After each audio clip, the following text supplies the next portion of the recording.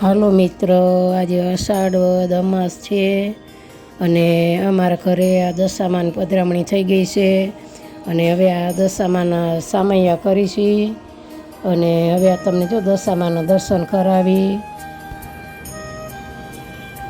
હાલો મિત્રો, જો હવે આ દશામાના સામૈયા કરવાની તૈયારી થાય છે અને આ દશામાના વ્રત આવવાના હતા ને તો આ બહુ જ હરખ હતો. તો હવે આજે દશામાના વ્રત શરૂ થવાના છે અને હવે દશામાની પધરામણી થવાની છે. તો હવે આ દશામાં હમણાં જ હવે સામૈયા કરશું ને દશામાં આવશે. તો હવે આજે ક્યારના વાટ જોતા હતા, તો હવે આ શુભ ઘડી આવી ગઈ છે. તો હવે જો હમણાં દશામાં આવી જશે ને અમે જો દશામાં હમણાં વાંચતે ગાજતે સામૈયા કરશું અને હવે દશામાને વધાવીને હમણાં દશામાન સ્થાપનમાંથી બેસાડશું. અને તમે આ છેલ્લે અંત સુધી વિડીયો જોજો, તમે આગળ બતાવી છીએ હજી દશામાન સામૈયા થાય છે ત્યારે જો તમે જોજો.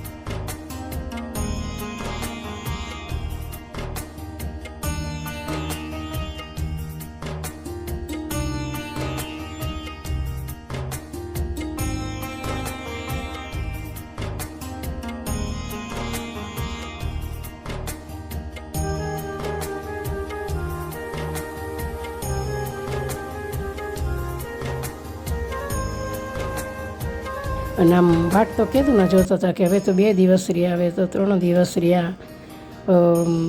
છેલ્લે તો આમ એમ જ થઈ ગયું કે હવે તો આજે હમણાં હવે આવવાના જ છે દશામાં, હમણાં આવી જ જશે. ત્યાં રાહ જોઈને ઊભી હતી હું બાયણે, ત્યાં તો